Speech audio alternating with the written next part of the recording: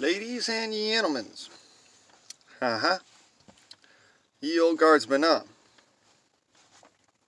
Guardsmanom 134 at your disposal. Now, let's turn that away so I don't get tagged. Oh. Couple of quickies. This is the Guardsmanom channel. We do not put up with BS. There may be foul language involved. Oh, and if I say Nunya, trust me, there's a reason. Okay? Because some of what's coming up is going to be none your business. I started off with a quick sip of the old Joe out of the now defunct company cup.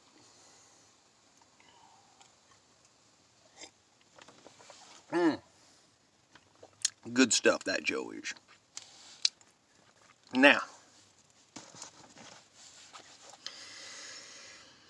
oh yeah, as you well may know, children not allowed on this particular video because, well, these are questions that you would normally have for, like, children on social media. This is not a kid's video. So if you're a kid, click off now. The hell out of here. This is video for adults. And adults only. Bye-bye. Onward, forward, and upwards. Come right back to you in a sec. Calmed with a little bit of happiness in a bag. Thoughts on the rocks. Mr. Blaine Price, a.k.a. E.O. Guardsmanom. Well,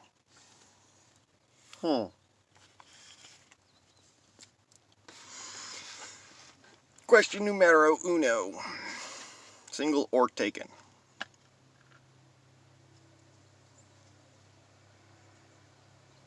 None yet. Middle name.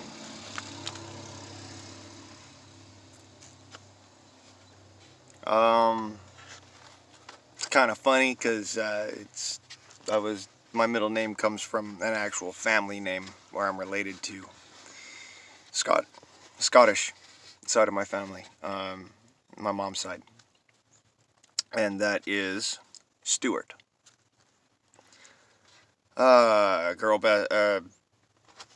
Number 3, last kiss, Nunya. Girl best friends. Everyone's my best friend, or my worst enemy. There is no in between. Okay? That's the kind of loyalty I have for people. You are my best friend until you are my worst enemy, and once you are my worst enemy, I won't fucking even let you lick the shit off of my boots. Okay? Let's be clear on that. You're either my best friend or you're my worst enemy. If you're my worst enemy, you are not worthy to lick the shit off of my boots after I've walked through a fucking dog pound. So that's 4 and 5 done. Keeping up, are you? Favorite song? Now, wow. That's a ponderer for sure.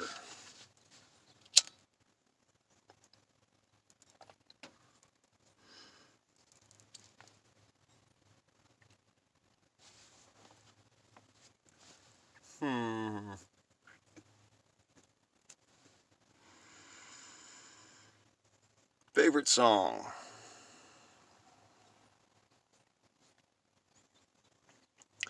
There's been a lot of recent music that I've really liked.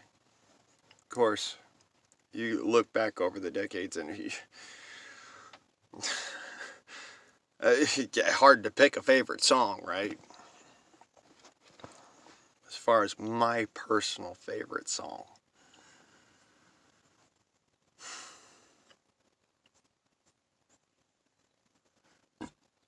Pardon me.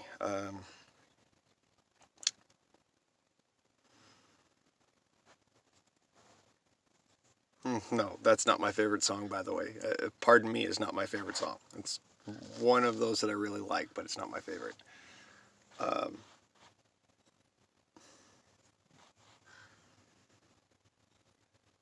I can't put my thumb on it, you know? I can't put my finger on it. I want to put my finger on it, but I can't. Favorite song?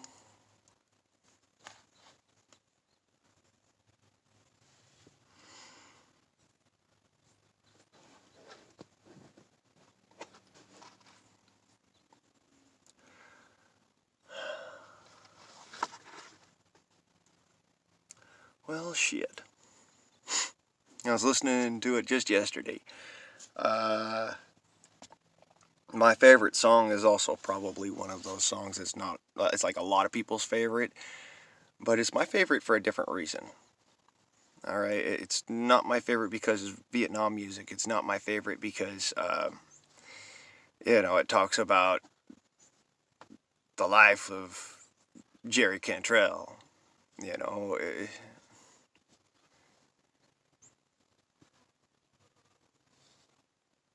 it's more about the fact that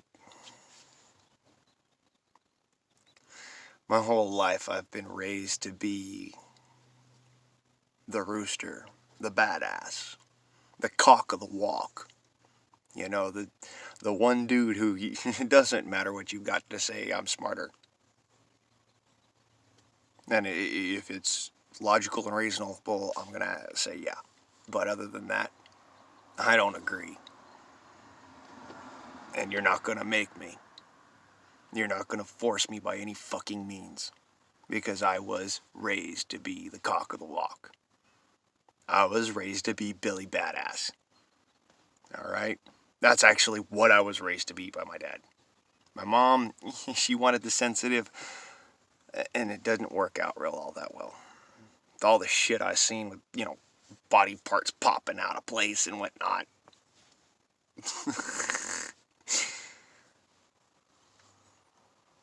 Yeah, no, that's not going to happen. I'm not going to be the Mr. Tender anymore. I can't.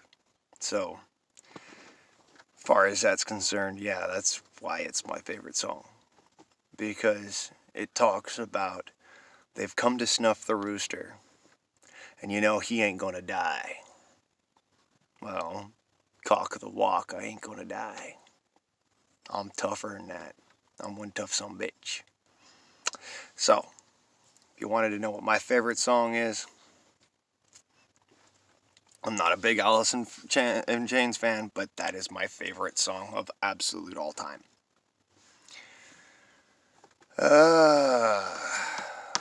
Height, 6 foot. I am a 6 foot tall man. Long, lanky motherfucker, but 6 foot tall.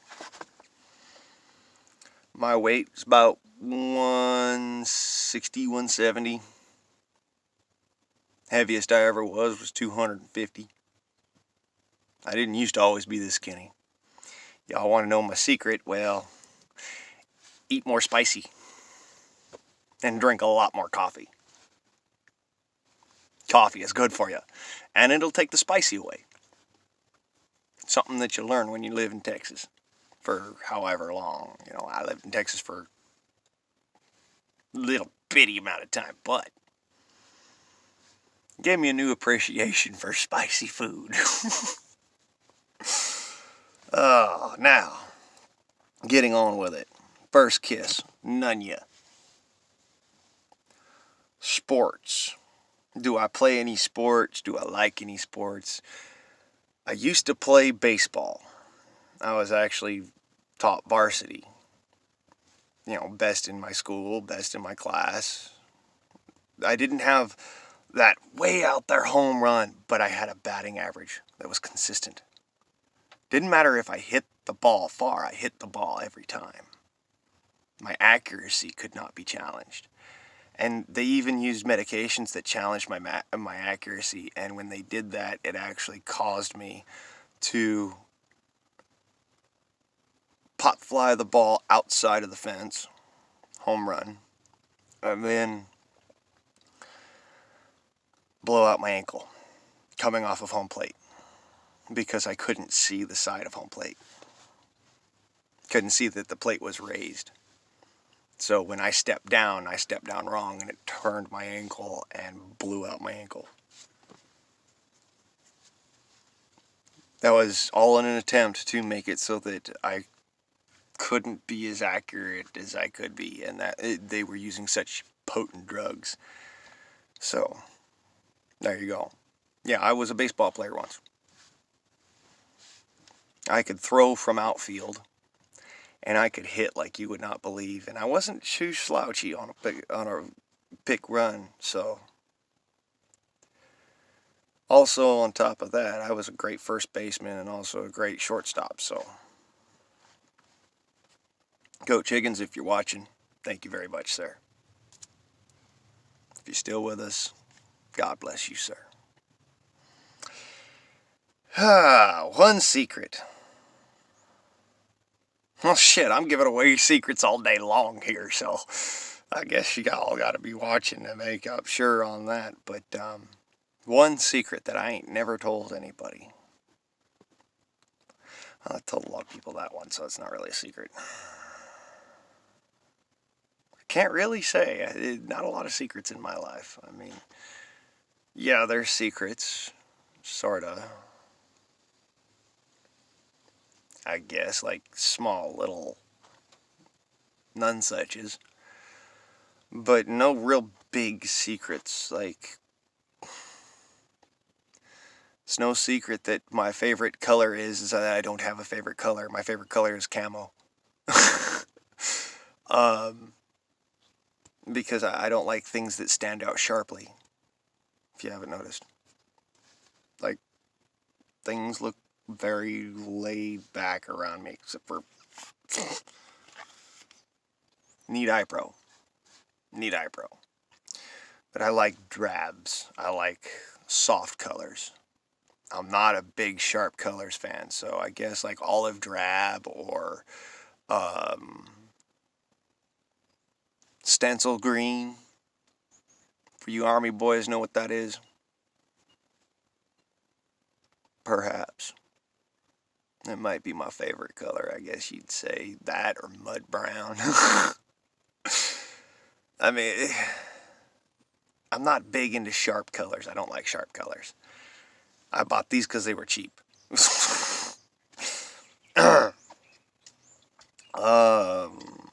So one secret about me.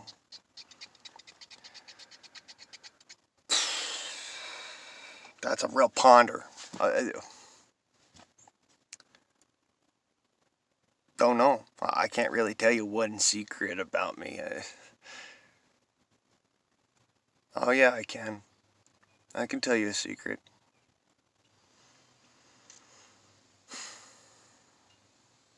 There is that one.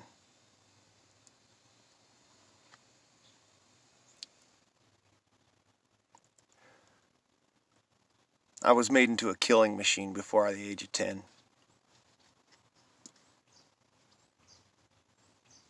I was trained to be a United States militia sniper from a young age. Very young age. As a matter of fact, the fact that I know all of this, the fact I remember all of this, remember how it went down and why it went down and what it was all about, okay? That's what leads me to be the man that I am today. I was trained as a young man, very young, like Red Sparrow young. Like, Avuska Itski Spetsnaz. Avuska Itski Spetsna. Fuck, it's so hard to say things in Russian. Just, I might have even gotten that so fucking wrong. I don't know. I'm trying here. I'm really trying. Okay. Child soldiers. The U.S. militia recruits, depending on how it goes. If you're military family or militia family and you have a child, you recruit for your children. If you are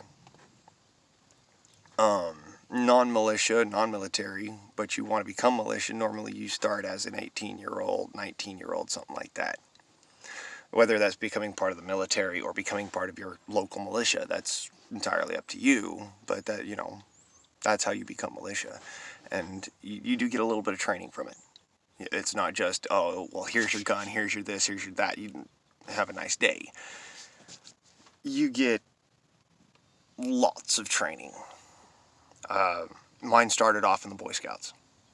You know, you see where I'm going with this. Okay, everybody in America gets these little selective bits and pieces that we're not really...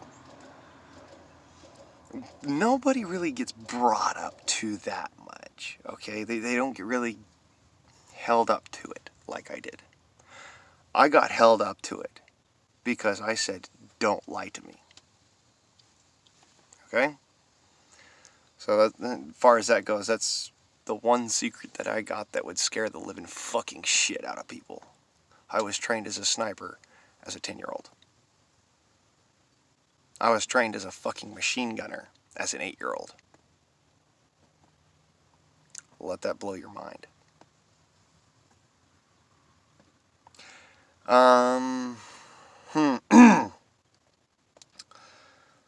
Piercings. Yes.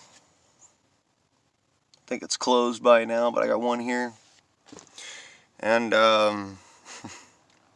one where only my lady friends will ever see that.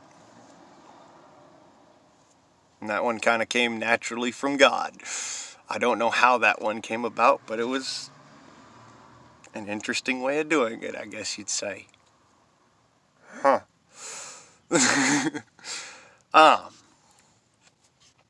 Longest relationship. Wow, we're really getting personal today, aren't we? My longest relationship is with my Red Ryder BB gun. I've had that sumbitch since I was 8 years old. Since I was 6 years old. That was my training platform. This is how you're going to learn firearms training. You're going to learn with the BB gun. And then once you're proficient enough with the BB gun that I can trust you, this is my dad's words, okay? I'm going to have you work with my friend John Scott. And then you two are going to go out there. I'm going to stand by because I got to be there. But I want you two to work together and he's going to teach you how to shoot.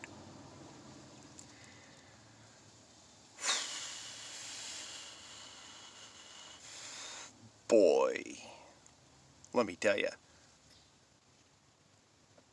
That's some scary shit. That'll fucking put a fucking pucker on your asshole. Real fast and in a hurry. Just make your asshole pucker so fast your ears pop. Oh wait, you're really actually training me to be a fucking killer at my tender age? Why? What is the reason for this? And when he explained it to me, it made more sense. You know, it made a lot more sense. We were just coming out of the Cold War with Russia. And, you know, 1991, 92, 93, that era was really gnarly for my family. My dad was constantly going out and hunting in order to provide food. So, as a big for instance, I got acquainted with death at the age of 3 years old. This has to happen in order for you to live. That was what my dad taught me. These animals have to die in order for you to eat. Your great-granddad died because his kidneys failed. And this is how this goes. One day, I'm gonna die. One day, you're gonna die too. It's not gonna be today, may not be tomorrow, maybe 100 years from now. You don't know, son, but the difference is We all have a debt to pay. So that's how he walked me through that. I was like, wow, you know, everything fucking dies. Amazing. What a concept. So if we all have to die, it's all going to end up happening at some point in time, even if it's from old age. We all die someday. I am going to live according to the law of nature, which states every life starts and ends. And for every life to continue around that circle, it must end other lives. For every life that ends, a new one starts. Because the balance must be maintained.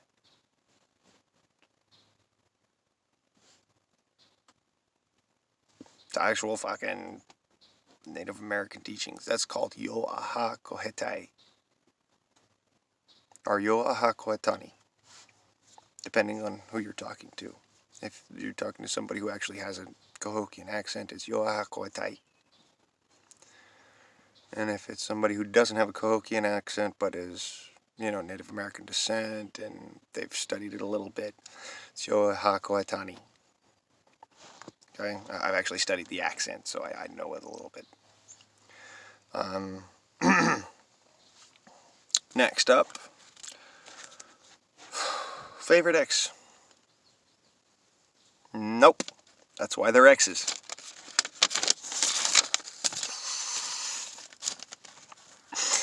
Not a favorite ex. That's why they're exes. Race. I'm a mutt.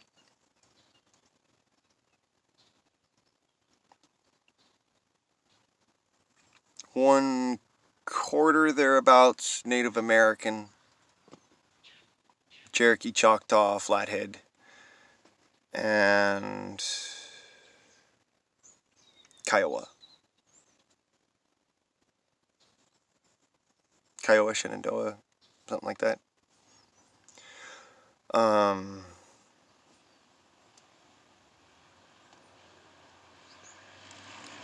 Yeah, and two different tribes from Cherokee, the Choctawi and the Akiwa Conkey. So there's that. But yeah, about a quarter Native American, and then quarter Italian, and then just a smattering of a bunch of the different other European nations. So I get confused a lot for being white when I'm really not.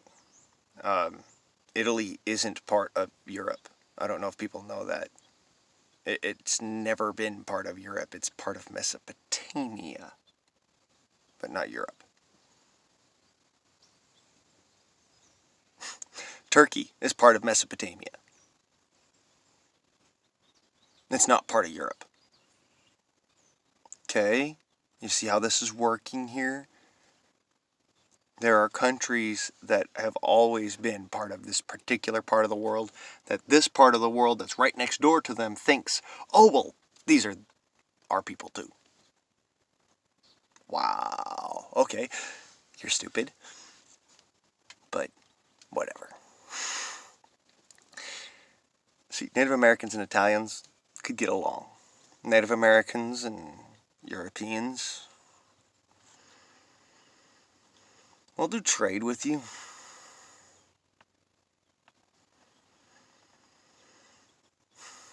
But you guys are just so contra-cultural. It's sickening. And that's the way that the mentality was about that. So, as far as my race is concerned, I consider myself to be Native American. American. Okay?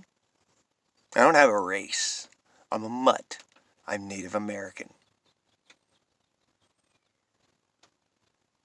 Yes, I have Native American bloodline too, but I'm Native American because I'm American. I'm a native to America. I was born here. Okay? I'm Native American. I'm Hulkian, as well as being native born. Jesus wept. Okay, 3 things you would change. Oh, and there's how you know I'm into math right there. Fucking 3 things you would change. 3 things you, W-U-D, delta sign. Fuck. That's my shorthand. So yeah, you know I'm into math. Just certain types of math. Specifically when it has to do with physics and stuff. So, 3 things you would change. Had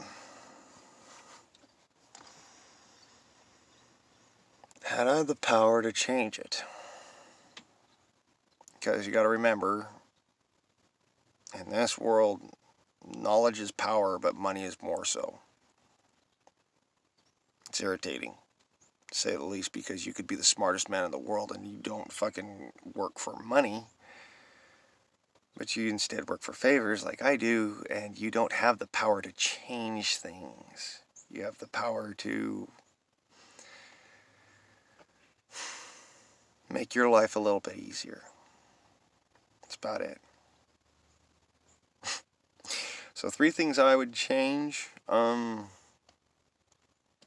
1, instead of just saying, you know, I volunteer as a private guard.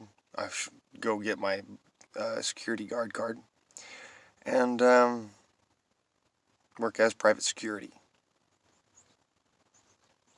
I don't mind. I'm well versed with firearms, well versed with air guns, well versed with any kind of explosives, well versed with fucking body armor, even. Although I don't use it, not normally. It's just not my thing. I don't like carrying 25 fucking pounds of dead weight on my ass. There's just not a point to it when I can disappear. And I move quickly enough that, you know, outflank an enemy and take them out with a simple single shot, as I always train to. 1 shot, not fucking 10, not 20, not a whole fucking mag. 1 round. 1. I mean, I was taught things that you would blow your mind. The reason why I carry this air gun, this particular model, 1322, is because it's easy to modify, and it can utilize something similar to a firearm, which is a slug. It can fire that slug at the same rate of speed as the equivalent pistol firearm. But it's an air gun, so it's legal for me to carry, it's legal for anyone to carry, and it's legal to carry across state lines.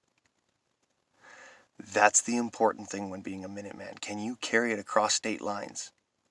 Or, if you carry it across state lines, are you going to end up on the federal watch list? This is how you beat the system. ATF. I know you guys hate me, but this is the reality of it. We have to operate together. If you don't allow me to operate, then you doom this country to failure at the moment of invasion. And when you say, oh, but that's what the National Guard is for. The National Guard is reactive. The militia is responsive. There's a difference. The moment something happens, you respond as a Minuteman. The National Guard is reactive. They can only ask for orders and then react later after the orders have cleared. There's your difference. Militia don't have to ask for fucking permission. We get the job done. Now. Because we're not asking for your permission, we're getting it done. That's how we get it done. So, that's, basic training. 3 things I would change. Like I said, basically work interests. Payment methods, perhaps.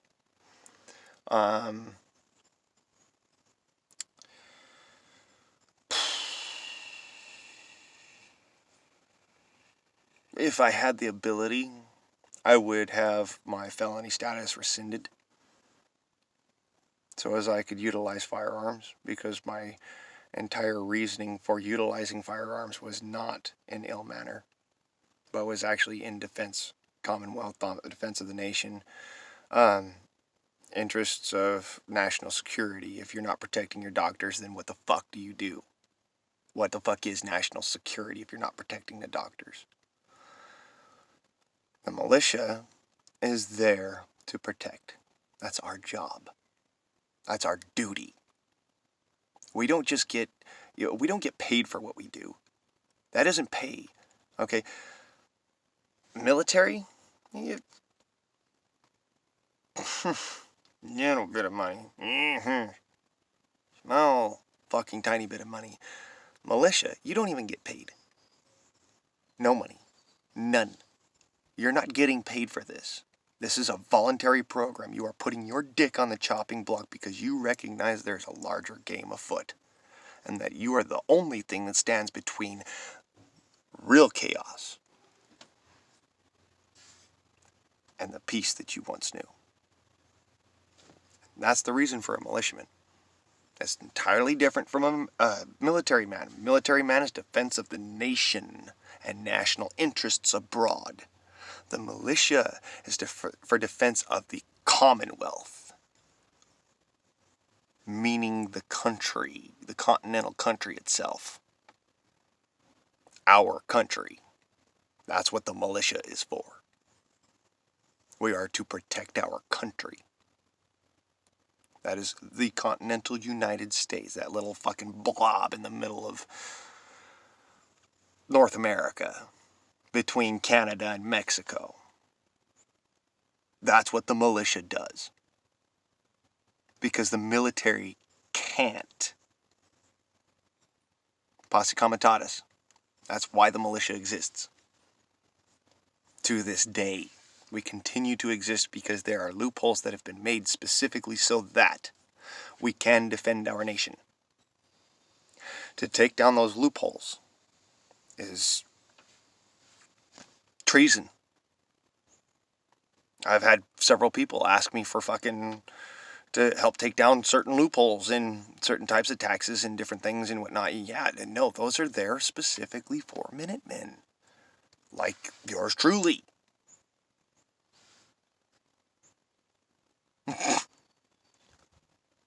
Shove your taxes, damn it.